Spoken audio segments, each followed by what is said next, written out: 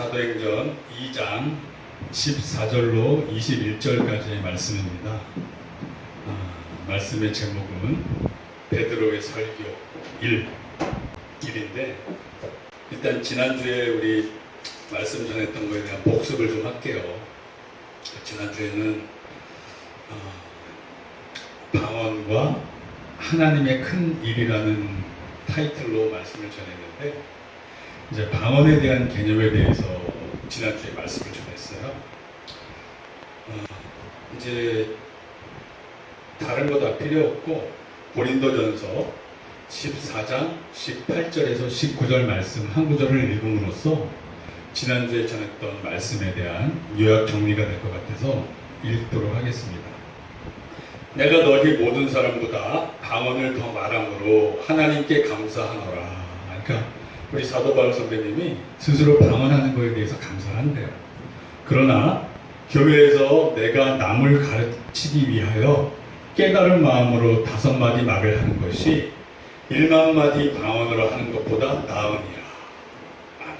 그러니까 즉 방언은 자기 개인의 유익을 위해서 하는 거고, 이 깨달은 말씀을 전하는 것은 교회의 유익을 위해서 하는 거예요.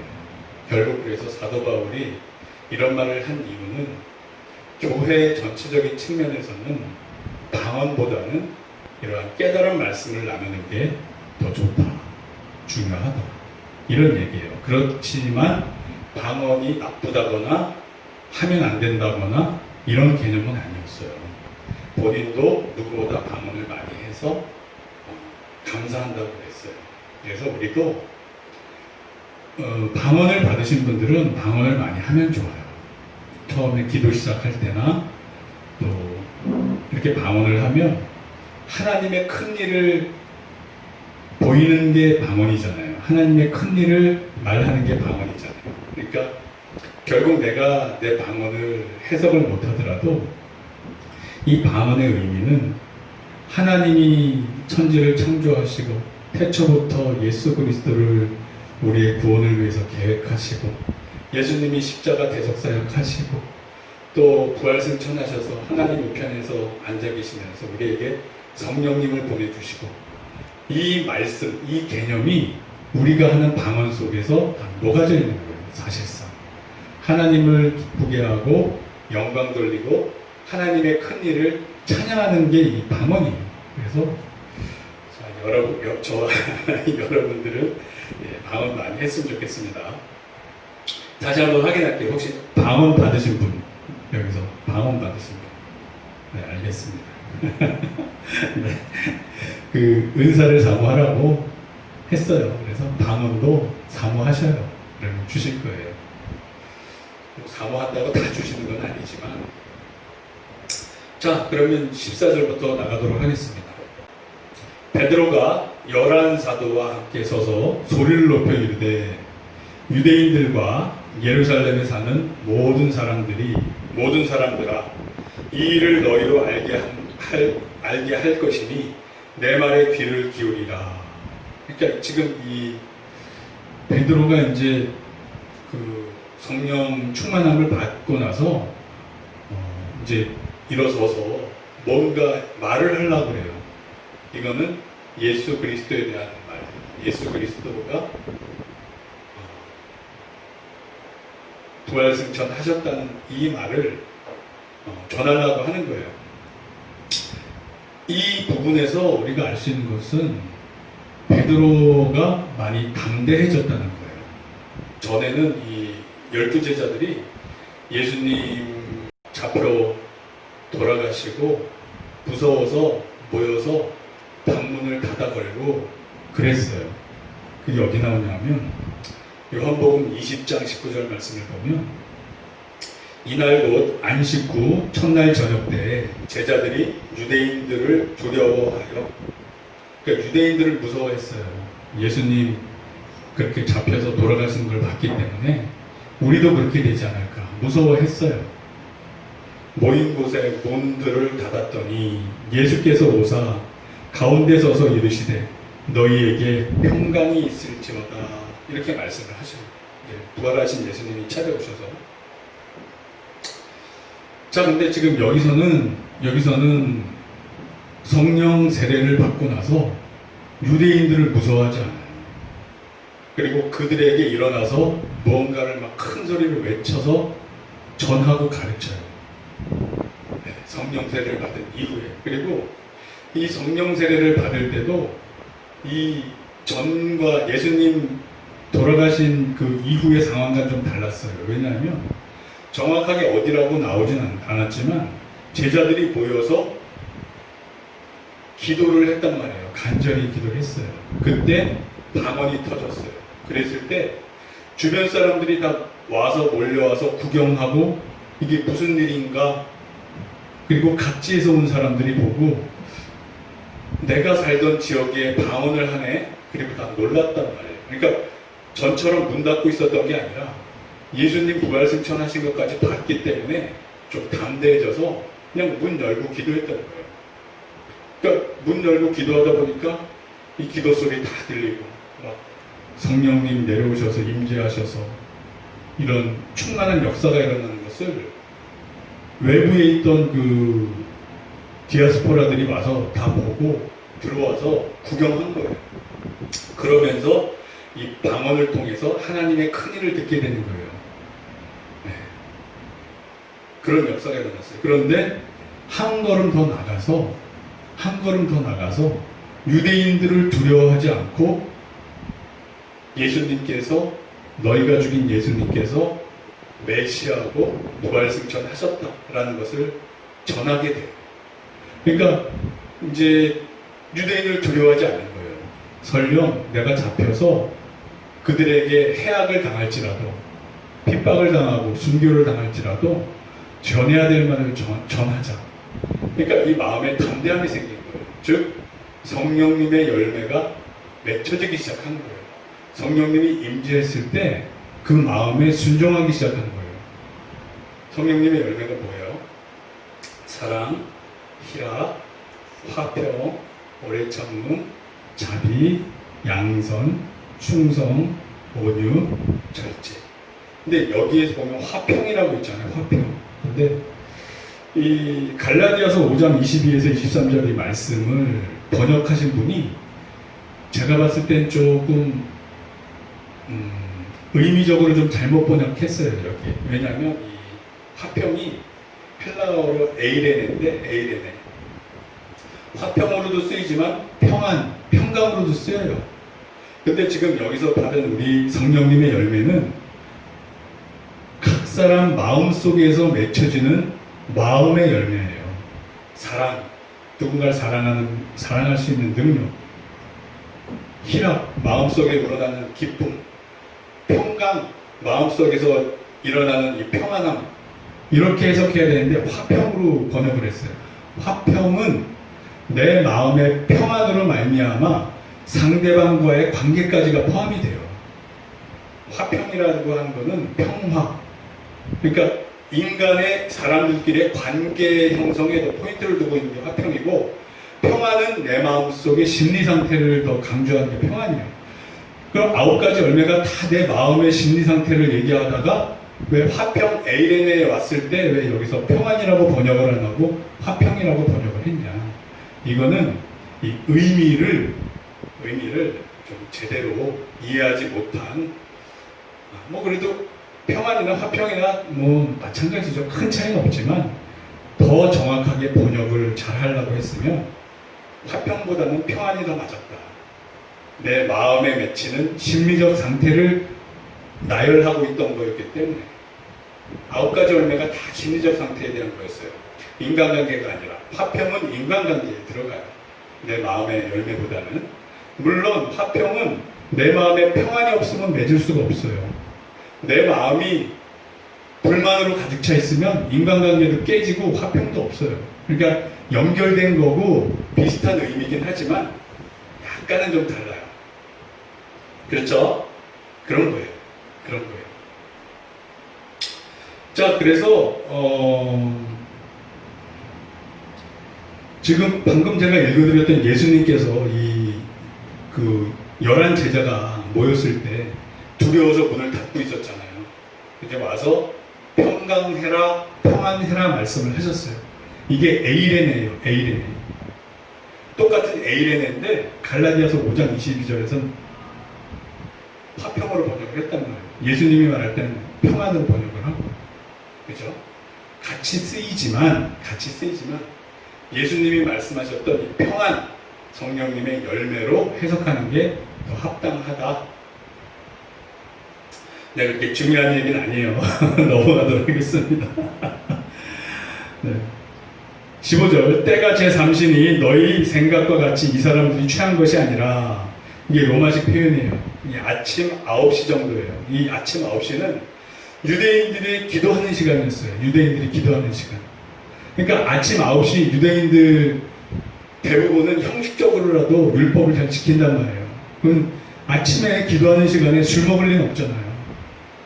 명절을 지키기 위해서, 절기를 지키기 위해서 온 사람들인데, 그러니까 때가 제3시니 너희 생각과 같이 이 사람들이 취한 것이 아니라, 그리고 이제 당시 1세기 역사가 요세푸스에 따르면 이때는 이 기도 시간에는 밥도 안 먹었대요. 그러니까 밥도 안 먹고 그냥 기도하고, 이 기도 시간 끝나고 밥도 먹고, 술은 주로 저녁 때 마시고 그랬다고 해요. 당시의 문화가. 그러니까 이 사람들이 방언받아서 막 이 방언을 이렇게 받아서 막 했던 게 신기하게 보이고 이상해 보여서 술 취한 거 아니냐 했지만 술 취할 리는 없었다 이거예요. 당시에. 16절, 이는 곧 선지자 요엘을 통하여 말씀하신 것이니 일러스되, 요엘 2장 28에서 30절 말씀이요. 17절, 하나님이 말씀하시기를 말세에 내가 내 영을 모든 육체에 부어주리니 너희의 자녀들은 예언할 것이요 너희의 젊은이들은 환상을 보고 너희의 늙은이들은 꿈을 꾸리라. 아멘. 그러니까 요엘 2장 28절 말씀이에요. 거의 똑같아요. 근데 이제 여기 보면은 늙은이들은 꿈을 꾸리라 그랬잖아요. 근데 저는 이 꿈의 은사를 좀 받았어요. 그래서 꿈을 스스로 이제 해몽하면서 삶에 많은 도움이 되더라고요. 그리고 우리 또 형제님들 중에도 그런 은사를 받으신 분이 또 있더라고요. 그래서 그 꿈꾼 거를 들어보고 같이 이제 대화를 나누면서 좀 도움이 됐는데, 혹시 내가 꿈을 잘 꾼다 그러면은 그 꿈을 이제 해몽하기 위해서는 약간의 노력이 필요해요. 그러니까 이제 일기장을 하나 준비하셔서 꿈 일기장을 마련해요. 그래서 내가 지난밤에 꾼 꿈에 대해서 기록을 하는 거예요. 기록을 해. 그래서 내가 꾼 꿈이 그날 또는 미래에 어떻게 실현이 되는가 계속 비교해 나가는 거예요. 계속 비교해 나가다 보면 어느 순간에 깨닫게 돼요. 아, 나는 하나님이 꿈을 통해서 어떤 어휘를 사용하는가, 어떤 이미지를 사용하는가 깨닫게 돼요. 이제 저 같은 경우는 주로 배우자 기도했을 때 하얀 새를 보여주면 오케이.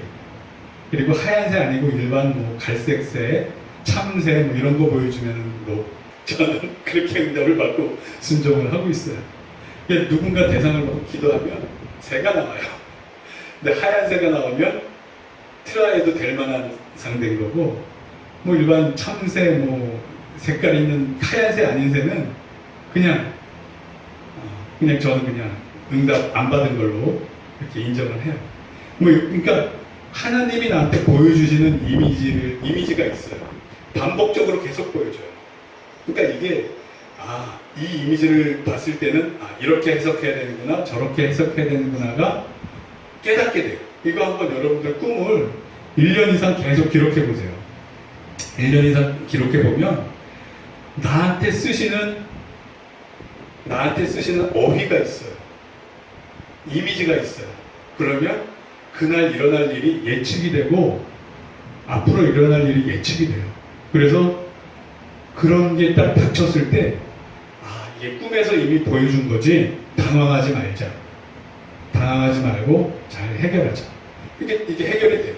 그러니까 저는 이 꿈을 꾸고 기록하고 해석하면서부터 그날 일어날 안 좋은 일들 이런 거 대처할 때 많은 도움을 받았어요. 이미 꿈에서 본 거야. 당황하지 말고 침착하게 이 상황을 잘 해결하자. 이렇게 해왔어요. 그러니까 삶에 도움이 많이 돼요. 남들이 보면 나를 인격자로 알아요. 왜? 화를 잘 안 내니까. 이미 꿈에서 본 거기 때문에 당황해서 화내고 이러지 않고 그 상황을 잘 수습하니까. 아멘? 예. 아멘이에요. 근데 저하고 비슷한 또 은사를 받은 우리 형제님들이 있더라고요. 이렇게 대화를 해보니까. 그거를 잘 활용을 해보세요. 이게 삶에 도움이 돼요. 그렇다고 이 꿈에 묶이고 이러지 않아요. 결국 그날 막 안 좋은 일이 일어날 것 같은 꿈을 꿔도 겁나지도 않아요, 이제는. 왜? 그동안 하나님을 의지하면서 주님의 뜻 안에서 잘 해결해 왔기 때문에 주님, 저에게 감당할 힘을 주세요. 제가 어떤 상황이 제 앞에 벌어지더라도 주님 뜻을 벗어나지 않고 주님 뜻에 맞게 행동하게 해주세요. 주님이 원하는 사랑 안에서 행동하게 해주세요. 이렇게 그냥 기도하고 끝내요. 아무리 꿈이 그날 안 좋은 일이 일어날 거라도 무서워 떨고 그 꿈에 잡히지 않아요. 왜? 사도 바울은 자기가 죽을 거 알면서도 예루살렘으로 갔단 말이에요. 예언자들과 예언해줘도 괜찮아, 이건 나의 갈 길이야. 단지 내가 주님 안에서 온전히 행하면 돼. 이 순종을 통해서 주님께 영광을 돌리면 돼. 꿈에 잡혀서 내지는 예언에 잡혀서 자기가 잡혀 순교당할 걸 두려워하고 벌벌 떨고 자기 삶을 못 살고 그러지 않았어요. 알아도 이게 나의 하나님의 뜻이고 나는 그 하나님 뜻에 순종하기로 했어. 그리고 담대하게 순종하고 나가는 거예요. 아멘. 아멘. 저와 여러분들도 우리 앞에 어떤 어려운 일이 있어도 어떤 일이 벌어져도 하나님 뜻대로 살면 된다. 그러면 주님께서 영광 받으신다. 아멘. 아멘. 이것을 믿고 사시면 돼요. 그러니까 저는 이 꿈이 제 삶에 좋은 도구가 돼요. 도움이 돼요. 네. 그래서 혹시 꿈 꾸시는 분들이 있으면 저처럼 메모해서 현실에서 어떻게 일어나는지 계속 비교하면서 하나님이 주시는 메시지를 한번 캐치해봐요. 삶에 도움이 많이 된다. 아멘. 아멘. 네, 그렇습니다. 그리고 말세에 내가 내 영을 모든 육체에 부어주리니, 이렇게 영을 부어주신다고 그랬어요.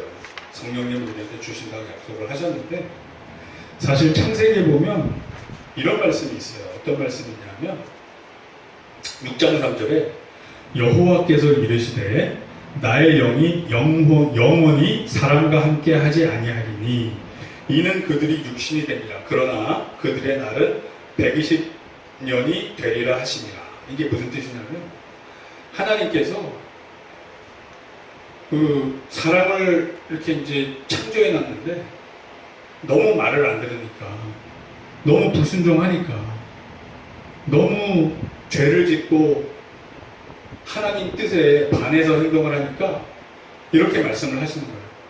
나의 영이 영원히 사람과 함께 하지 아니하리니. 그러니까 성령님이 우리를 떠나셔서 안 오신다고 그랬어요. 사실 떠나셔서 안 오신다고 그랬어요.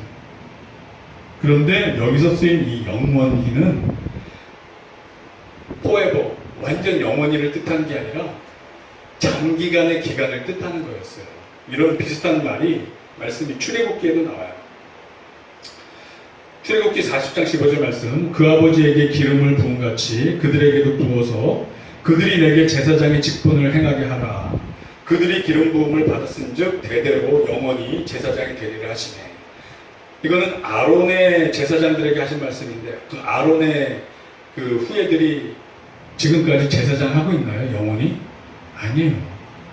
구약의 일정 시간까지 했어요. 그러니까 여기서 쓰이는 이 영원이라는 히브리어 올람은 진짜 포에버, 영원히 이라는 의미도 있지만 한정된 긴 기간을 뜻할 때가 더 많아요.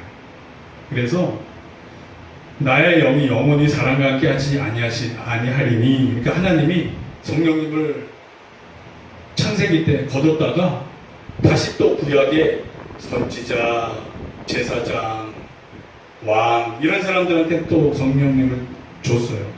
모세한테도 줬었고 다윗에게도 줬었고 그러다 신약에 와서는 믿는 모든 자에게 다 줬어요. 내 영을 너에게 부어주리니 만민에게 부어주리라. 그리고 그 다음 절에는 내 남종과 여종에게 부어주리라. 그리고 그 확실하게 한정을 해줘요. 모든 사람에게 다 영을 주는 건 아니에요. 왜? 믿지 않으면 영을 못 받아요. 그러니까 내 남종과 여종, 즉 내 말씀을 믿고 순종하는 자들한테 주신다는 말씀이에요. 아멘. 그러니까 저와 여러분들이 이렇게 주님의 영을 받아서 주님의 뜻대로 삶에서 승리하는 삶을 살기를 축원합니다. 아멘. 기도하겠습니다.